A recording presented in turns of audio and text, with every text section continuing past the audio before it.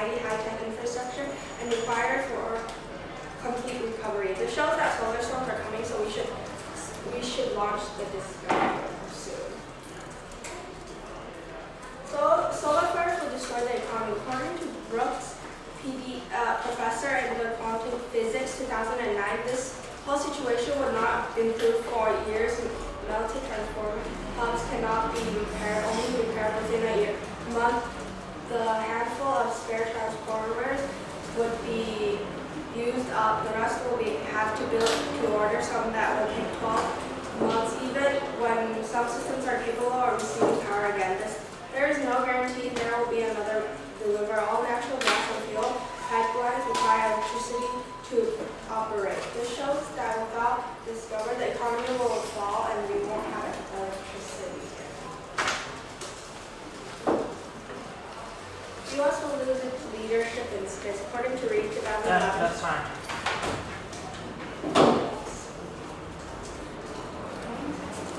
All right, I don't need any preparation now.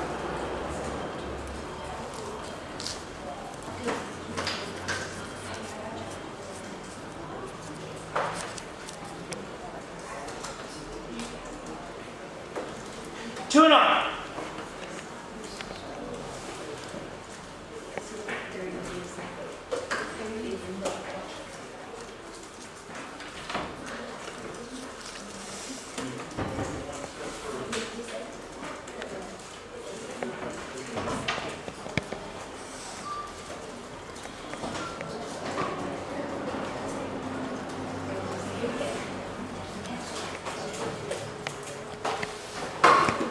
There's going to be an overview.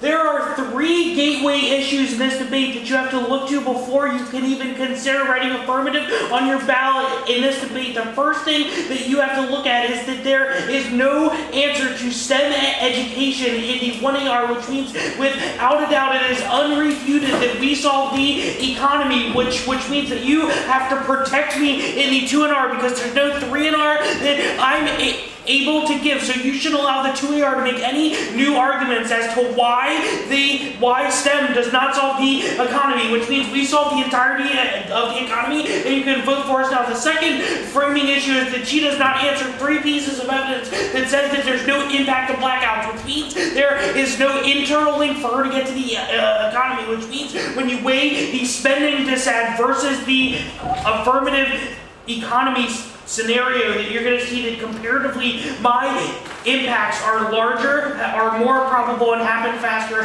than hers. The third framing issue, and probably the easiest way to vote in this debate, is that there is new technologies right now that can predict solar storms, which means there is no reason why you need to launch that discovery, which means you can vote on inherency or that the uniqueness to solar storms is wrong because satellites like SOHO, the Solar and Heliospheric Observatory, can solve the affirmative solar storms impact. And this is from Stanford physicist, which is probably more qualified than any piece of evidence that's read in this debate.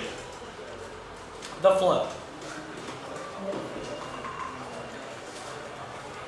She says solar storms are coming by 2013. This is from a production editor at NASA. This person just writes magazines. I don't see why they're qualified to be a scientist. This is bias from the government. We have a non-governmental source that said this is a reason why it isn't true, and it's just biased by the government. There's no reasons why solar storms will happen for another 350 years. At worst, they don't happen for another 50 years, which is why you look at my short-term recession before you look at any impacts that she brings up in this debate. Even if I lose this argument in the debate, she concedes defense to blackouts and defense as to why I solved in the status quo, everything that's going on right now, which means I still win the debate because the short-term recession happens in a shorter time frame is more probable, and we both have the same magnitude. So you would see that I win this debate. She says that solar flares destroy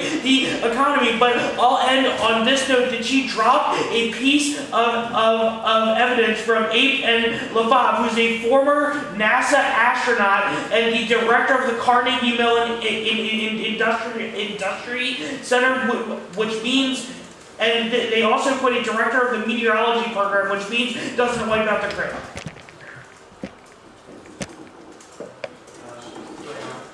Yeah, 2 minutes of prep.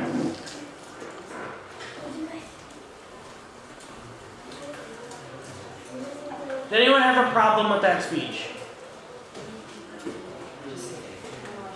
Anyone have a problem with that speech? All of your hands should be in the air. Yeah.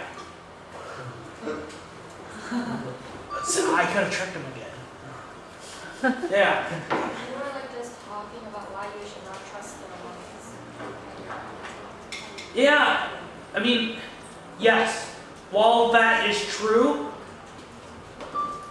that overview was way too long. It was like a minute and a half. It should be like 30 or 35 seconds. Oh, it's really inefficient at doing it. That's probably because I haven't actually debated in 2 years. Like in a competitive debate round.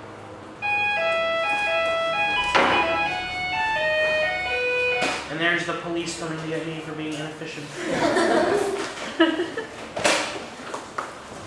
There are no debates for adults, are there? Every like 5 to 7 years, someone decides that they're gonna have a pro debate tournament at some tournament, and the videos are hilarious. Hilarious.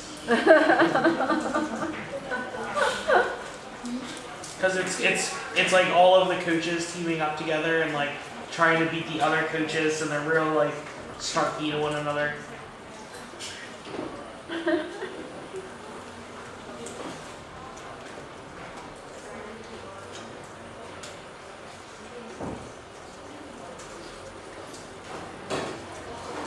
Ten, 9, 8, 7, 6, 5, 4, 3, 2, 1.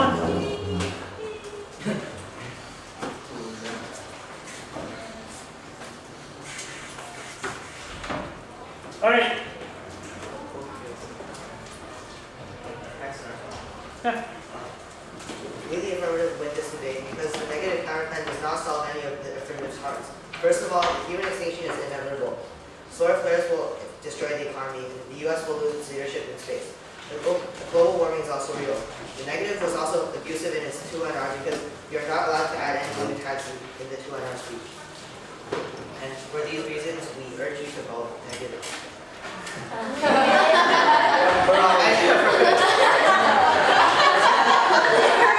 Okay, this brings up a point. I make my debaters not do the thing at the end where you're like, vote affirmative. Oh, I mean negative. No, I mean affirmative. Right? So just be like, I destroyed your soul. Don't say that, but just be like, this is why I win. Right? Yeah, this is why I What did he do that I counteracted and you would be able to counteract my lecture I gave this morning? What are some things that I did?